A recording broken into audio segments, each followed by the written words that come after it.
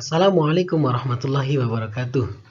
Pada pertemuan kali ini, kita akan membahas fenomena yang sering kita jumpai di negara kita, yaitu tentang gunung api.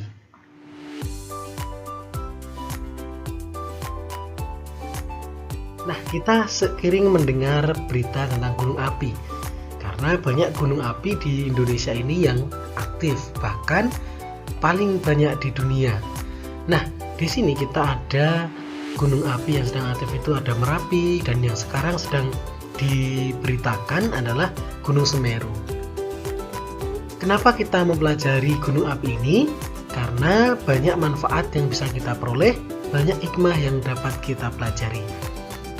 Geografi, khususnya yang mempelajari tentang gunung api ini ada ilmunya, yaitu yang disebut sebagai vulkanisme.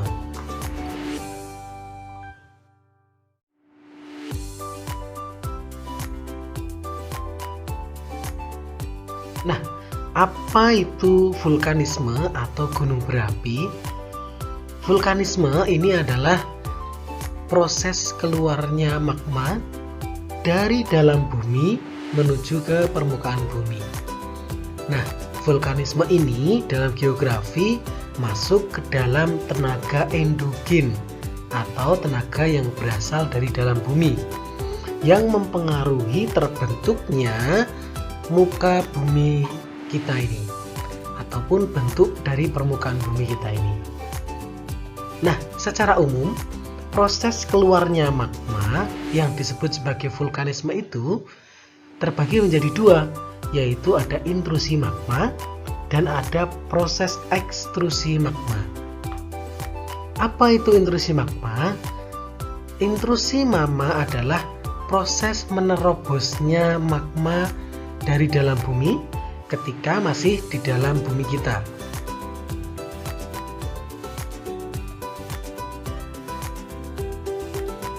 Intrusi magma seperti yang saya sampaikan tadi adalah proses menerobosnya magma melalui rekahan-rekahan ataupun celah pada lapisan batuan pembentuk litosfer, tetapi belum sampai ke permukaan bumi.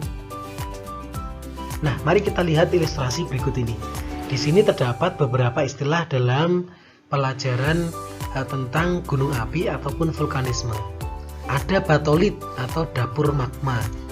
Lalu ke atas ada diaterma. Lalu ada lakolit. Lalu ada dik, yaitu terobosan-terobosan seperti juga sil, apolisa, gang, dan intrusi korok. Ini adalah istilah-istilah menerobosnya magma pada bagian-bagian lapisan bumi kita.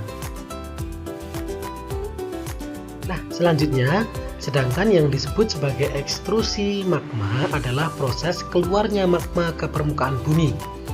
Ekstrusi magma inilah yang menyebabkan gunung api atau disebut sebagai vulkan. Nah, dalam geografi, ilmu yang mempelajari tentang vulkan ini disebut sebagai vulkanisme.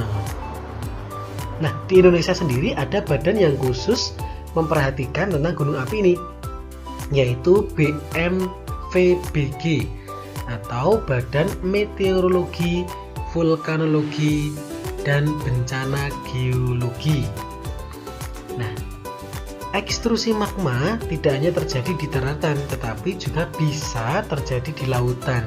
Contohnya seperti di Hawaii, yaitu yang di dalam laut pun masih bisa adanya keluar magma dan tidak redup ataupun masih berpijar.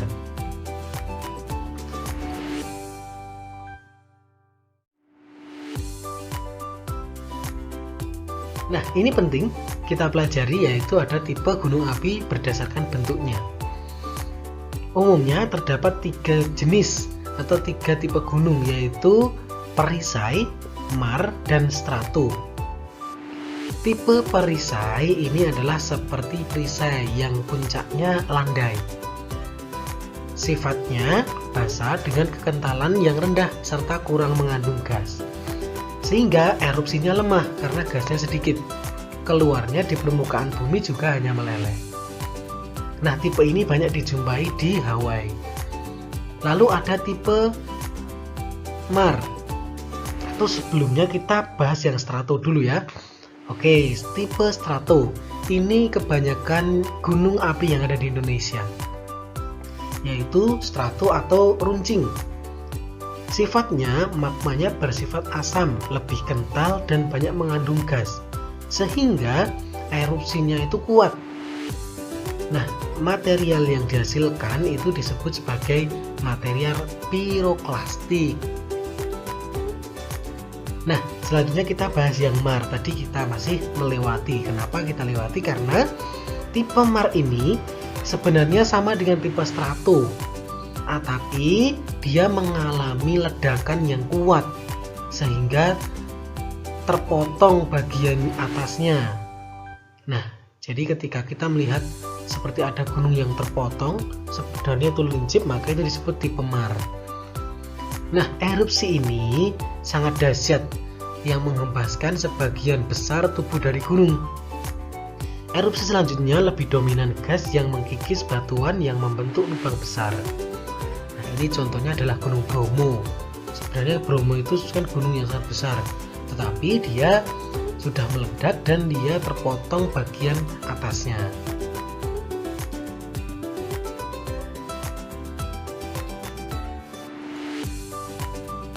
Selanjutnya kita masuk kepada tipe-tipe letusan. Kalau yang sebelumnya adalah tipe bentuknya, sekarang kita membahas tipe letusannya, yaitu ada yang disebut tipe letusan Hawaii atau Hawaiian. Ciri-cirinya, lavanya cair, dapur magmanya dangkal, tekanan gasnya rendah. Contohnya Gunung Mauna Loa, Mauna Kea, Mauna Kilauea. Ini semua berada di Hawaii. Nah, ini dia tipenya landai tadi karena hanya cair.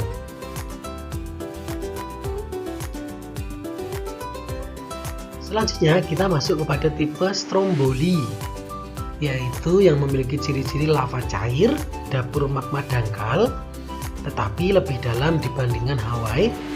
Tekanan gasnya sedang. Contohnya Gunung Vesuvius di Italia, Gunung Raung di Jawa. Lalu ada tipe peret, yaitu yang memiliki tekanan gasnya sangat kuat, lavanya encer, sehingga menyebabkan adanya kaldera atau lubang besar yang ada di kawah gunung. Contohnya Gunung Krakatau yang meletus pada tahun 1883. Ada Gunung Saint Helen yang meletus pada tahun 1980.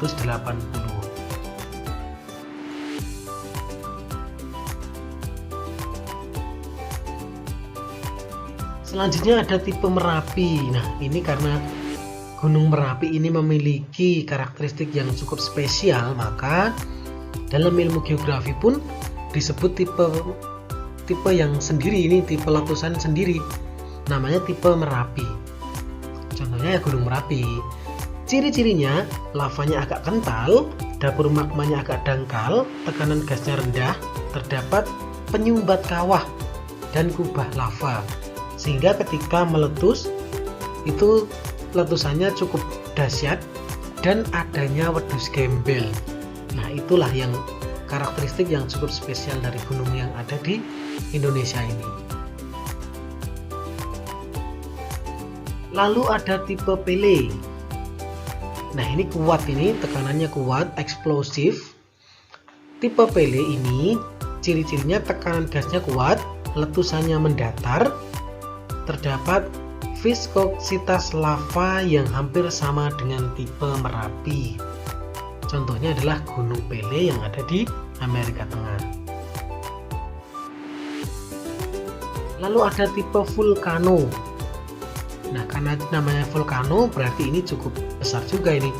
Ciri-cirinya, lavanya agak cair, terbentuk awan debu berbentuk bunga kol, tekanan gasnya sedang dengan tipe Merapi.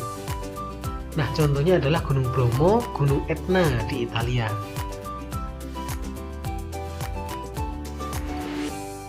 Selanjutnya kita masuk pada tipe gunung berdasarkan aktivitasnya. Ada tipe A, B, dan C. Tipe A ini ya dapat dikatakan ini tipenya aktif lah. masih gunung aktif, yaitu menghasilkan magma, mengeluarkan asap. Contohnya Gunung Merapi, Gunung Sinabung. Sedangkan kalau tipe yang B ini sedang tidur, ibaratnya begitu ya. Jadi memperlihatkan gejala gunung api, tetapi dia tidak seaktif yang tipe A tadi. Lalu yang tipe C ini adalah gunung yang bisa dikatakan tidak aktif. Tidak diketahui sejarah erupsinya dalam catatan manusia, namun masih menunjukkan adanya tanda-tanda aktivitas di masa lampau. Contohnya adalah Kawah Manui Keapmujang dan Gunung Lahindong. Nah, kalian juga bisa memperkaya pengetahuan kalian tentang jenis-jenis letusan. Ada 2, yaitu efusif dan tipenya itu eksplosif. Kalau efusif adalah yang letusannya ini tidak kuat atau hanya encer, sedangkan hanya gas saja yang muncul. Sedangkan kalau yang disebut letusan eksplosif adalah yang ledakan besar. Lalu kalian juga bisa menambah wawasan kalian dengan mencari tentang misalnya apa saja yang benda-benda yang dikeluarkan oleh material gunung berapi. Ada banyak, ada yang mulai dari yang terkecil, debu, ada gas, lalu ada kerikil, ada batuan, ada bom, dan ada lapili. Nah, silakan kalian coba perkaya pengetahuan kalian. Nah, kenapa sih kita harus belajar tentang gunung api ini? Nah, karena memang gunung api ini memiliki dampak yang cukup signifikan bagi manusia. Ya, walaupun ada dampak positif dan ada dampak negatifnya. Salah satu contohnya dampak positifnya adalah dengan adanya gunung berapi ini merupakan daerah-daerah yang subur, lalu bisa menjadi tempat wisata dan lain sebagainya. Bahkan kita bisa menjadi sumber pengetahuan kita.